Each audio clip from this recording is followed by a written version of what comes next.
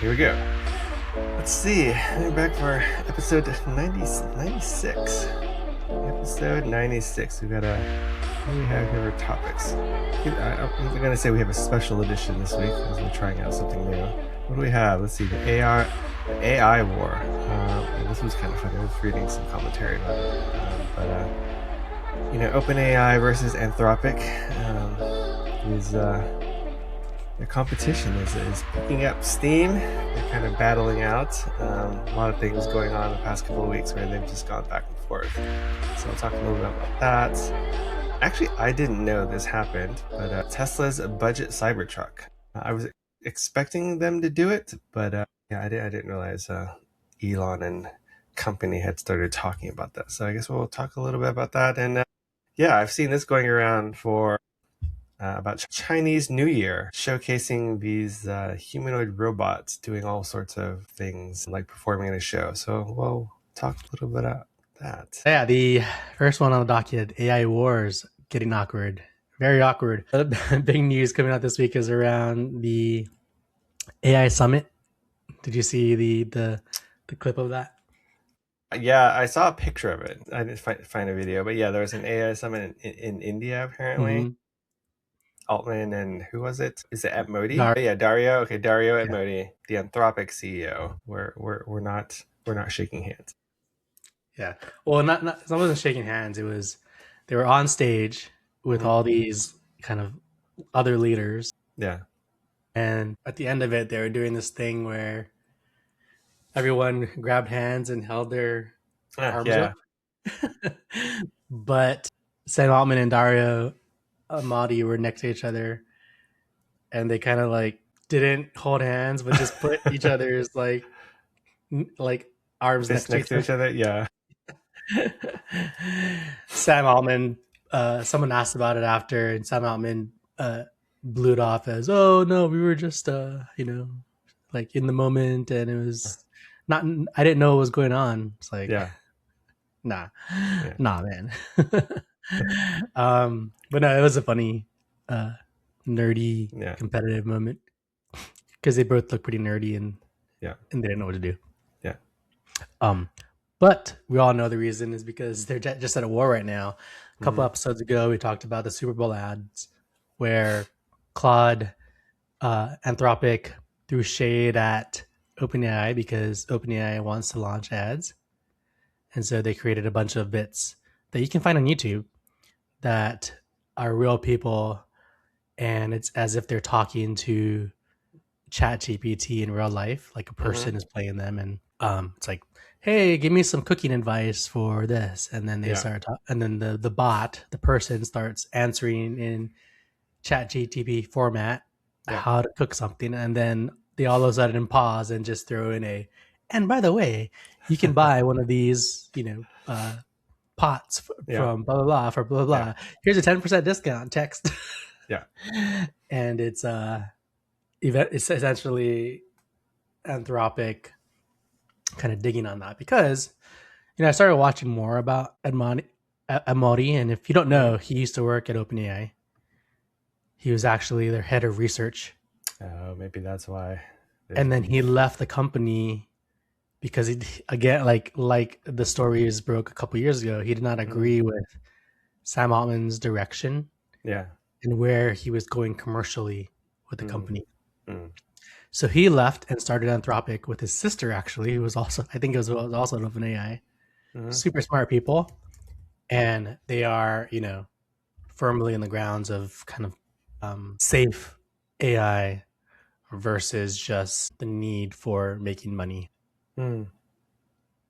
And he's been in a couple interviews recently because he published a essay a few weeks ago called The Adolescence of Technology, to where basically he was saying that there are a number of things that he's concerned about, but also there's a number of ways AI will massively benefit, the human race. And he doesn't know which ones will come through yet. Some of them have already, which is like taking jobs. But he's concerned because if you put this in the hands of the wrong people, then some of those bad things could happen. So after learning more about him, that's kind of, his his mantra. And so they've been at it. I think like after Claude ran those ads like the next day or something, OpenAI said, okay, we're launching ads. So they've been testing it. I haven't got one myself because it's only on the free tier. Yeah. But that's kind of where it's at. Yeah, I haven't seen one either.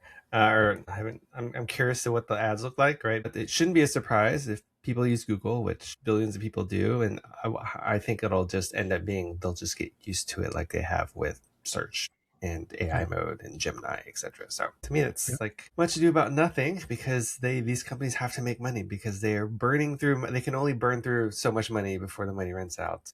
Yeah. Our script, our outline is built by AI today. And so I actually took this week because my daughter was on midwinter break. I actually took the week to set up my own OpenClaw. And so OpenClaw, as you all know, it is the gateway platform that allows you to just run your own bot 24/7. And the way it works is, it creates all the infrastructure needed on a machine, hatches a bot, say hatch the bot, and then that bot. It's more of your personal agent. I think that's how we would brand personal agent. Yeah. I need to start using agent more versus bot. Yeah. It's not necessarily, it's a bot, but personal agent's more marketing-ish. Yeah. So it's your personal agent, or in my case, my personal assistant. I named it Camelot, or Cammy for short, or Cam. Okay. All right. And basically you can, have this agent running 24/7, and it has a memory, it has a identity, and those two core files are what shapes, the agent's personality and what it knows. Within the agent, you can actually switch and use any model, but in order to use some models, you need to have like an API account, for example. Yeah. And so it took me 3 hours to set this up. So really? I did this Monday night. How much time? Not too much time, actually. Really? Yeah. So and she didn't freak out? No. I mean, not yet. As soon as Cammy, why'd you assume she was a she, Tony? Because you said Cammy. Cammy could be a guy's name. Is it really? No. Camelot, Cammy, Cam.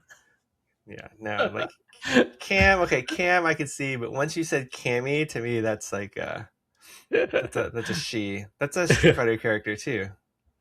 Okay, Cammy is she. My original name was Goofer. No, but I was like, terrible agent name. Yeah, and so like right when she hatched, I mean, she just walks through some general questions, right, to get like that foundation. Yeah. So that's how much time I spent, and then did this on a Monday night because my daughter's in midwinter break, so I can sleep in. And I was up till like 2 a.m. So that was a rough night. Yeah. But it's really amazing. So I have it hooked up to Telegram. So now I can message it through Telegram, and it'll do whatever it needs to do. Right.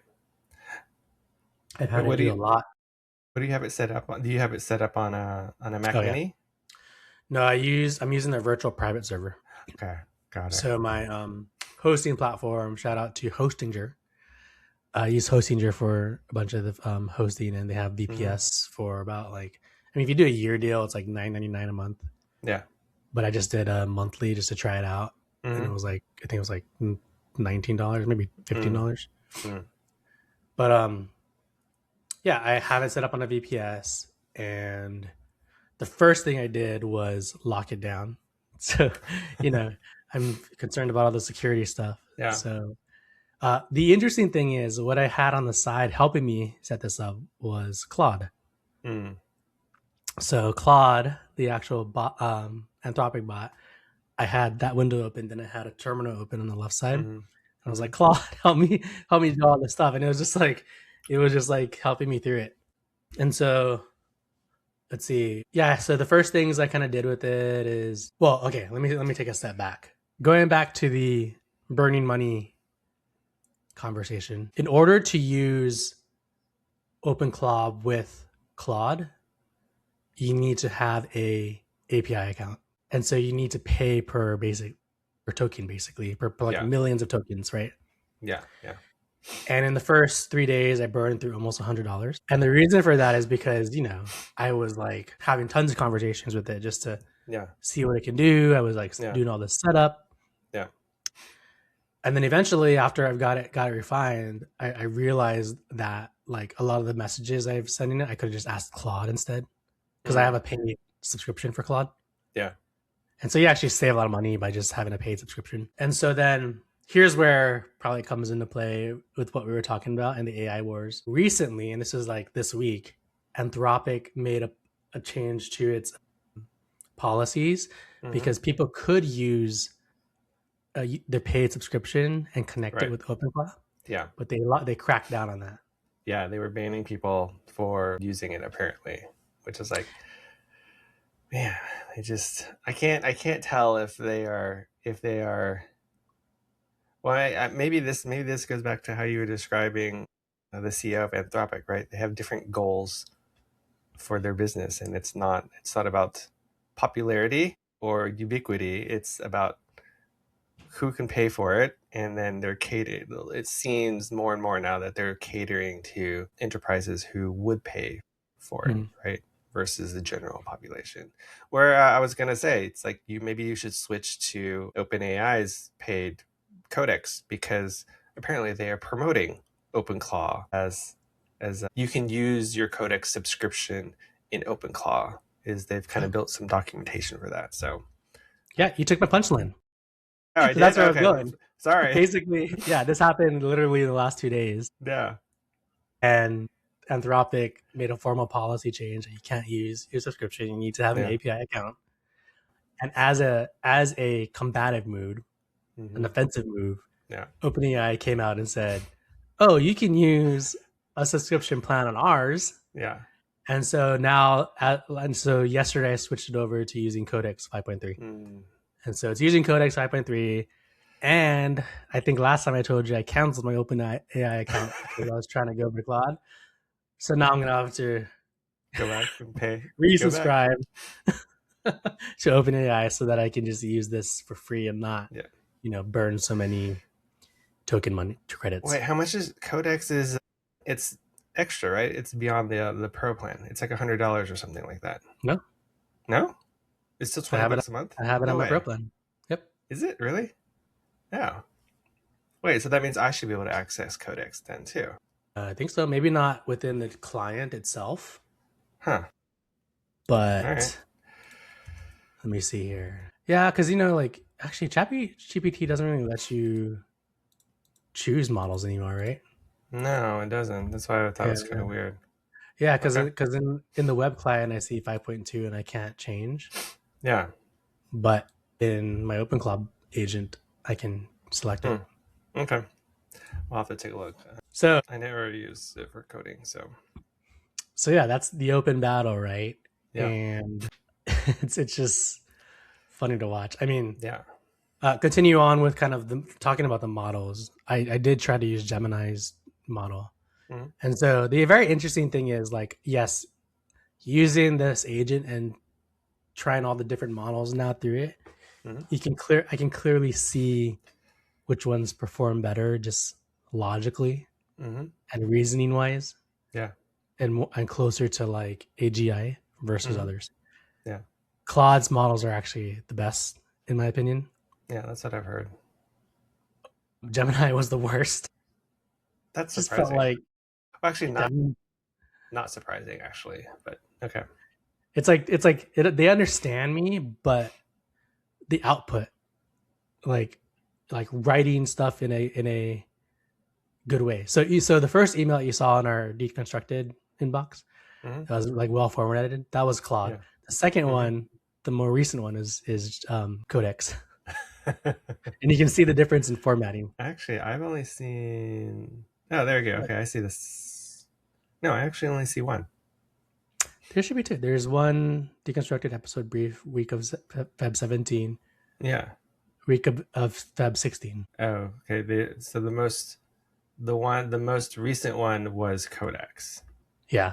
Okay. Oh yeah. I see. And then the nice one was by Claude. So I mean, obviously these well, they're just evolving so fast, right? That Yeah. eventually won't even matter. But Yeah. yeah, what else questions do you have about my OpenClaw? I've done a lot with it over this week. Yeah, I think cost was the big one. I was because like everybody, all these influencers, they all talk about this has changed your life. They're using it to do like 5,000 different things, like scan Twitter, scan Reddit, and all sorts of stuff. I'm like, how much are you spending? That must be costing you like thousands of dollars. Because I was watching one video and the guy was doing like a simple hello, and it was like say hello, and it would like say hello, and apparently it used like 500 tokens, which like cost him like $10. So he's like paying $10 for it to say hello. So I guess that's, and you just proved it right there, $100 in just 3 days. That's like that's insane.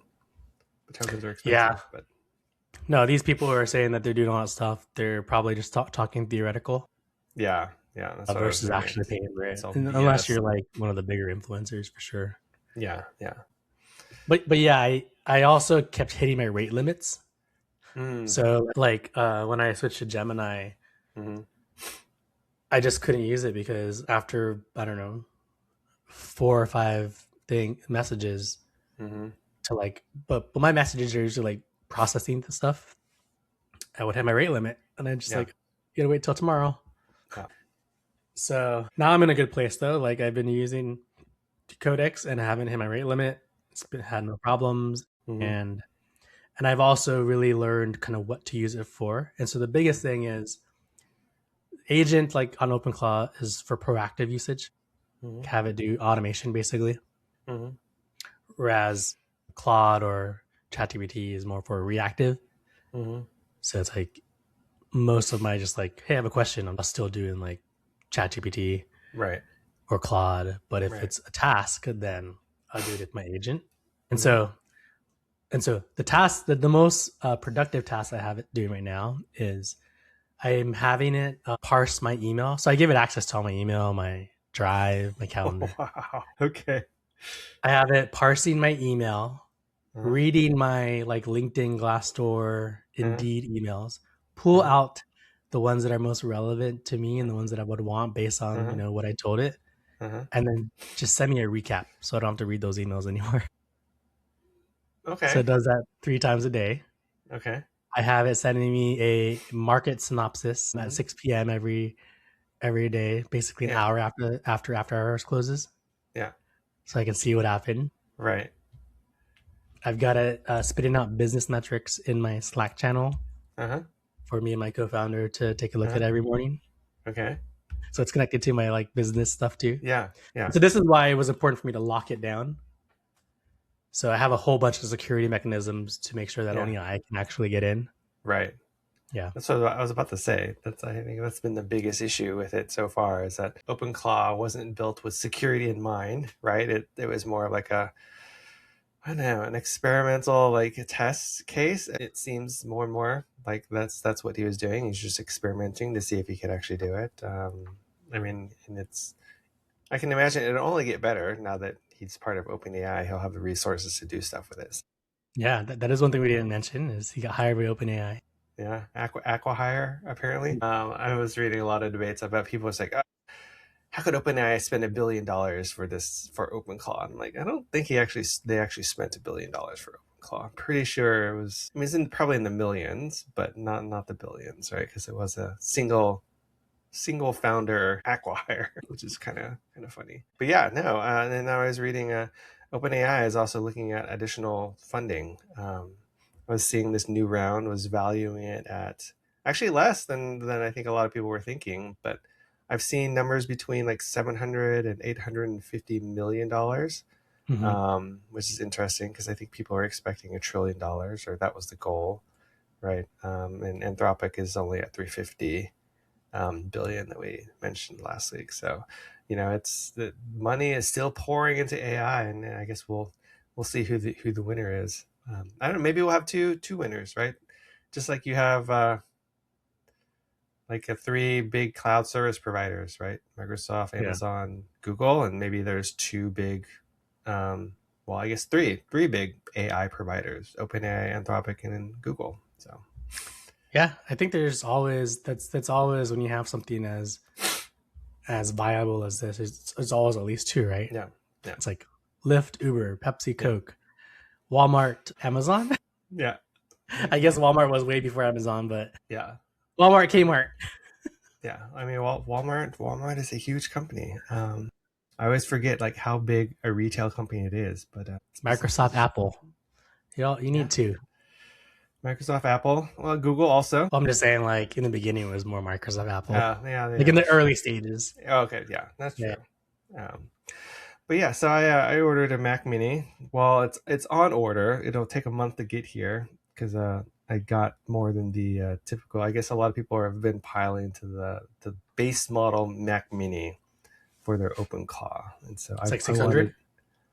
Yeah, the 16. Yeah, the 600. It was like 500. Is it 600? Yeah, $600. Right. It's got like the 16 gig of memory. I went with 32 gig just because if like I'm going to spend money, I might as well just. Memory's expensive. Actually, it's a deal to buy it at this point because memory. It's crazy how much this AI boom has pushed up memory prices. Well, that'll set you up for a long time. I mean, I think like what I also learned is like you don't need a powerful machine to run it. No, that's true. People are running it on Raspberry Pi, right? Yeah, and my VPS is I think 4 gigs. Yeah. So, but I mean, as time goes on, it's only gonna take more resources. Yeah, to run it, so it'll serve you for a long time. Yeah, because I think the interesting part for me, even though the Mac Mini won't be able to do it, is that people are starting to look at ways to run their own model, just because of kind of what you were talking, right? Like for like the day-to-day things that you might ask it to do, doesn't necessarily need to go through the expensive models, right? It could just be a simple like open source model that they use for those tasks. But well, we'll see. I mean, I might cancel my order, might not. It's not supposed to. They're back ordered. Anything more than base model is back ordered through Apple. So yeah, so a lot of people are buying these Mac Minis and Mac Studios. And yeah, I don't have $5,000 to drop on a Mac Studio, which is what most people are using to run local models. That's crazy. All right, well, we'll update you next week on my ventures with OpenClaw. Yeah. So let's move on to the next one. You want to do the honors? Tesla Cybertruck. Yeah. So this was, when Tesla first announced their Cybertruck, they were saying, oh yeah, this is only going to be like $30,000. Even I signed up for it. Do you remember we were in the meeting one time? $100 deposit. What did you do that makes you happy this week? And it's like, I pre-ordered a Cybertruck. This is right after Elon did their Cybertruck announcement. But yeah, it was supposed to launch at like $30,000, like the base model, and then like the tri-wheel model was like $60,000 or something like that. But no, the price is close to $100,000 when it launched. And so yeah, now they are announcing the cheaper version of Cybertruck at $60,000, which I haven't seen any details on like how trimmed down it is relative to the current Cybertruck model. So I guess it's more of like another TBD. Yeah. We'll see. But it looks like it still has a 300 mile range. It still has the powered sliding door thing. It still has the bed outlets. But yeah, so I'll be interested to see like how much cheaper, where they cut costs to make this cheaper Cybertruck, because it's already a flimsy it's already a flimsy truck to begin with. If you've watched, there are plenty of videos that try and tear down the Cybertruck, and like all that, a lot of the steel panels you see are actually glued on in most places and stuff like that. It's already a sparse car, so I really wonder how they're cutting costs on it. Yeah, well, Gemini just answered. Did it? Okay. So key differences: performance. The budget model uses coil spring suspension instead of air suspension. Okay.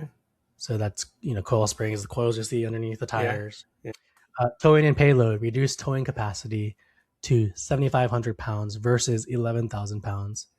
Okay. And lowered payload capacity to 2,000 pounds versus 2,500. So okay. I think just like, yeah, I mean, let's see, what does that mean? Probably the motor's not as powerful. Okay. Interior features: the 7-speaker sound system is going to replace the 15 speakers system, so less speakers. Okay. And the front seats are not ventilated.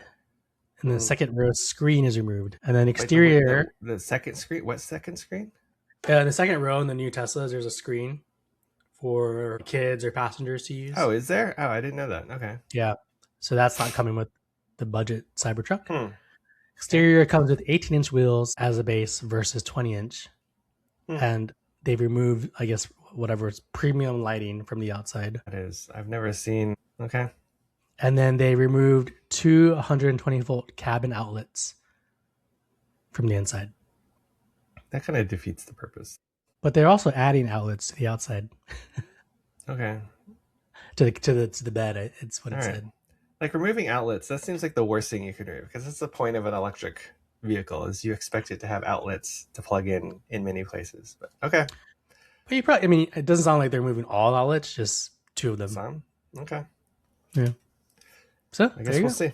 All right, we'll see. 60,000. It's not bad actually. I mean, Rivians right now are still 80,000, 90,000. Yeah, they're still 80,000, but they're much nicer cars. I mean, I've seen side by sides, and like the quality difference is just, it's kind of night and day. Actually, I think that's just Teslas in general. I haven't seen anybody actually say like, oh yeah, Teslas, they're such luxurious interiors, you know. Oh, interiors, yeah. Relative to other brands. But no, they're more like minimalistic. Yeah. Okay. We'll see. We'll see if it actually, when and if it actually launches this year. Yeah. As you know, Tesla's been not doing great in sales, much like most of EVs, because of the Trump era, I call it, and the Trump effect on Elon's reputation. But that was Elon's himself giving himself a bad reputation. Yeah. And also the robotaxis. I think there's a point here around robotaxi crashes in Austin since launching last summer, and so the NHTSA is tracking it. I haven't heard too much news around how the non-driver autonomy is going, other than what we talked about last time. Yeah, which is there's still a chaser car, right? So I don't know how that's going. Have you heard anything? No, I haven't. Like around these crashes, I mean, I remember when they were first starting out, it seemed like Tesla was like, what I'm saying, not embargo. They were blocking a lot of the reports of how their crashes were happening. And so people were kind of like, whatever numbers you see might be underreported, because Tesla was kind of like blockading some of this, so it wouldn't be public information, but more just information that they sent directly to the NHTSA instead, which I thought was interesting yet concerning, right? Because it's like, if you look at Waymo, a lot of their crash reports are pretty public or pretty easy to get. But yeah, I mean, we'll see. I thought I saw an announcement that they are launching their first robotaxi already, but I still haven't seen anything really beyond that. I mean, we'll see. It seems like they're on target by the end of 2026. Yeah. Well, I've been continuing to see more Waymos around here. Oh yeah, so, no, I mean they got their. They're probably getting ready to. They're probably getting ready to launch here. That'd be great. Yeah, there looks like London is on the books soon, as they're trying to get that rolled out. I think they finalized their, I forget what version, but their newest version. Maybe we've talked about this before, but their newest version, which is more van-like, of their Waymo. Yeah, we did. Yeah. So yeah, it's picking up. It'll be interesting to see where everybody is by the end of the year. You know, I was going to say about this, speaking of robotaxis, did you, and I was going to ask you this, which probably is moot because you already have it, but how they are not, how Elon's not selling FSD anymore with Teslas. Oh yeah, you have to subscribe to it. I was like, man, that sucks. Well, I don't know if it sucks or not, because everybody who paid whatever it was, $6,000, $12,000, never really got their bang for their buck, right? Because FSD has never really launched. I mean, here we go. Get into it now, huh, Tony? so I do have FSD. I paid for FSD. and I've been using the FSD since 2019. So in Yeah, my yeah, opinion, I've gotten my bang for the buck because yeah, it's improved my quality of life as it comes when it comes to driving yeah, yeah, pretty tremendously. I mean, when I drove to Las Vegas, right, I told yeah, you that I didn't even have to touch a yeah, steering wheel yeah. for So I guess, the 20 hours of road trip down there, yeah, and then 20 hours back. yeah. So I guess you get to keep your FSD. Yeah, if you bought it outright, Yeah. you have FSD. Are you allowed to But going transfer it between vehicles? Do you know that? so that's the one gripe of FSD holders is that you can't freely transfer it when you Mm, purchase a new vehicle. Sometimes they'll do promotions. mm-hmm. Like the capability is there because they'll do Yeah, promotions where it's like they're trying to push cars. They'll be like, oh, yeah, buy a car and transfer your FSD if you have it, yeah. but they just don't unlock it like for you. So if you bought a new Tesla, you might lose your FSD and have I to might, yeah, I subscribe to might it. See, that would have to suck. subscribe. Yeah, Yeah. yeah, that would suck. But I don't plan to. I plan to keep this car for at least this. Like you have some people. You have people. I don't know if you're one of these people, but there are people who just like keep their car till it dies, right? Yeah, yeah, pretty much. I've had my current car for like 12 years now. Yeah, I've never been that one of those people. I've always bought like a new car every like 5-6 years. Wow, so privileged. I guess. I mean, you can say that. I would say it's just bad decisions on my part, but I can confidently say that my Model Y right now is what I'm going to keep until it dies. Okay. So yes, hopefully by the time I buy a new car, Yeah. they will have unlocked this privilege, or it's just like standard, right? Yeah. Yeah. Okay. So yes, any once they do make this change, any car that you buy from Tesla, you can't buy FSD. You'll have to subscribe. Yeah. That's a good business move, but yeah. Yeah, I guess it'll be interesting to see. Maybe it's a new metric they report on, like subscriptions attached to new vehicle purchases, right? Or they'll have to report like how many subscribers they have, and maybe that'll be the new driver, the new metric on how they measure the success. Yeah, I mean it's part of their services, right? So part of their services line item, Yeah. and so services from FSD subscriptions. Yeah, I mean it's already something you can do. You can already subscribe to FSD. Can you? It's just you could like they launched that I think probably a year and a half ago. Oh, okay. All right. It's Oh, I just see. I see. Okay, so you could subscribe to it, or you could buy FSD outright. right, Okay, got it. but going Okay, forward you can no longer buy you it. can only subscribe to it. Okay.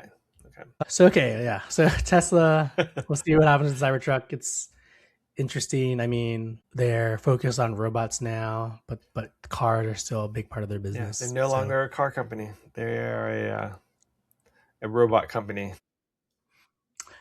and I'll I saw respond this. Oh, on this way, Tony. They were I never s- just a car company.